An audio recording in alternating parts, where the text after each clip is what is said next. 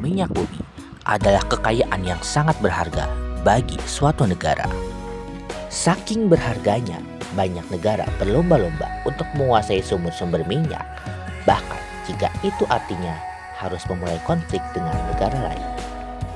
Pada 2 Agustus 1990, Irak di bawah pimpinan Saddam Hussein menginvasi Kuwait, negara tetangganya yang kecil namun kaya minyak bumi.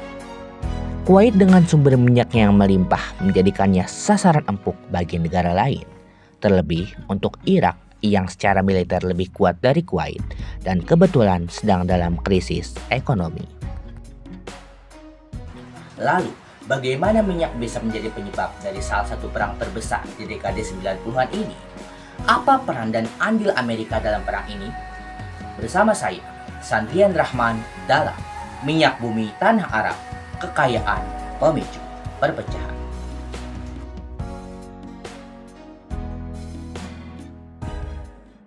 Pada tahun 1980, Irak berperang dengan Iran. Perang yang berakhir buntu pada 1988 ini menelan kerugian yang besar bagi kedua belah pihak. Saat itu perekonomian Irak lumpuh. Bertahun-tahun perang tentu menggerogoti keuangan negara. Singkatnya, Irak ingin membangun kembali negaranya. Hubungan antara Irak dan Kuwait memang tidak harmonis. Hubungan semakin tegang saat Irak menuduh Kuwait telah mencuri minyak di wilayah Rumaila. Irak menganggap itu adalah pelanggaran batas wilayah. Saddam Hussein pun menuntut ganti rugi sebesar 2,4 miliar dolar. Kuwait membalas tuduhan tersebut dengan mengatakan bahwa Iraklah yang justru telah mengebor minyak di wilayah Kuwait. Kuwait juga menilai bahwa Irak telah meninggalkan kewajiban membayar utangnya. Kuwait adalah salah satu negara dengan cadangan minyak melimpah.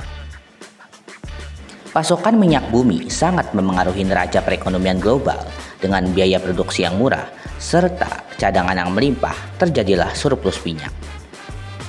Ini yang kemudian menyebabkan harga minyak jatuh saat itu. Harga minyak yang jatuh jelas merugikan negara-negara produsen minyak. Irak yang ekonominya bergantung pada minyak terpukul saat harga minyak pasaran jatuh. Sekali lagi, alasan ini jugalah yang menjadi tuduhan Irak terhadap Kuwait.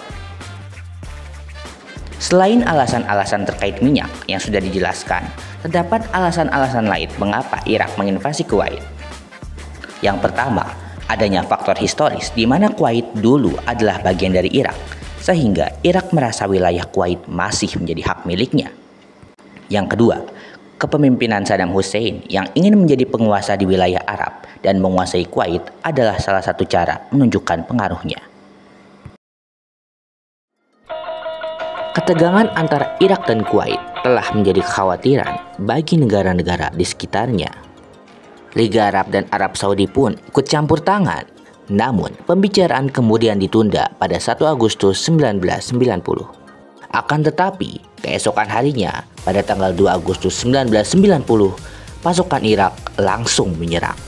Pasukan Irak pada jam 2 pagi waktu setempat mulai melanggar wilayah perbatasan utara kami, masuki wilayah Kuwait dan menduduki posisi di Kuwait. Demikian siaran berita oleh Radio Kuwait dalam buletin beritanya.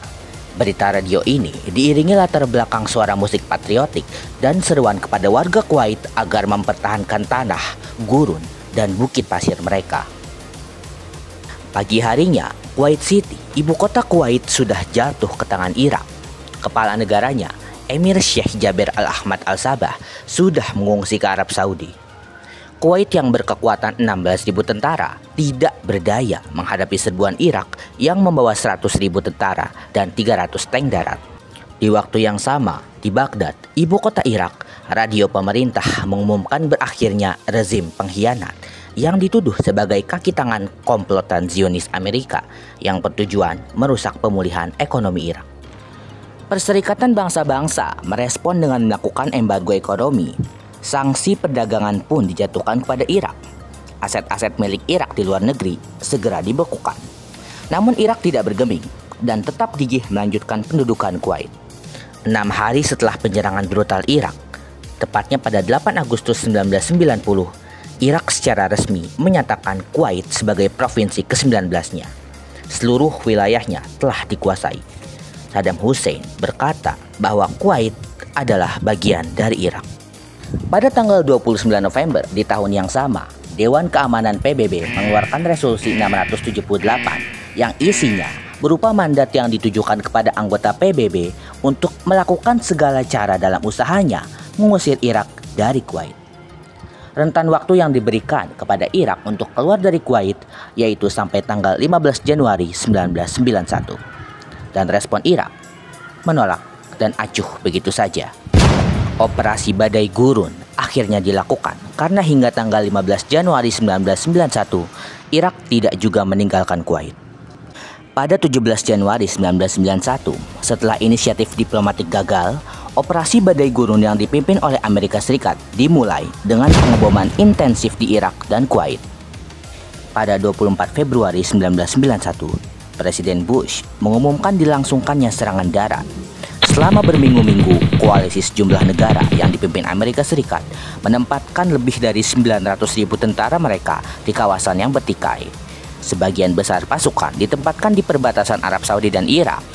Pasukan sekutu bergerak cepat dan dapat mencapai gencatan senjata dengan Irak hanya dalam 100 jam.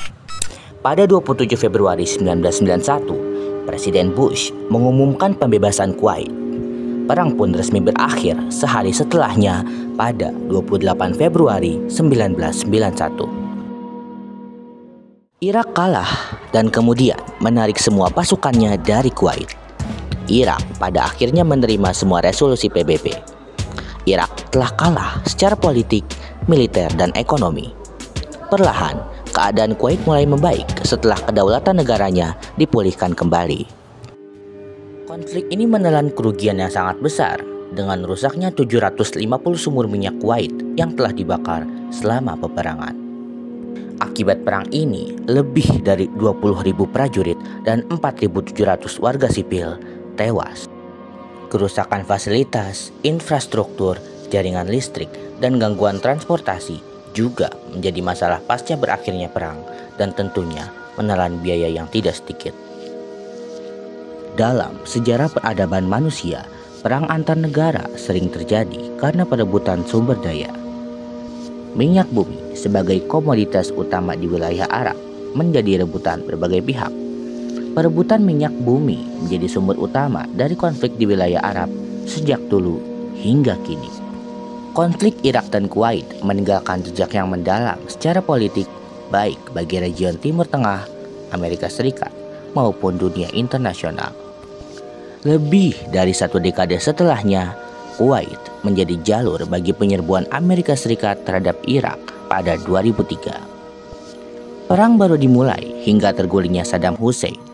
Kejadian tersebut mewarnai peta geopolitik Timur Tengah seperti yang kita ketahui hari ini. Selesai sudah pembahasan kita kali ini dalam minyak bumi tanah Arab, kekayaan pemicu perpecahan. Terima kasih sudah menonton hingga habis.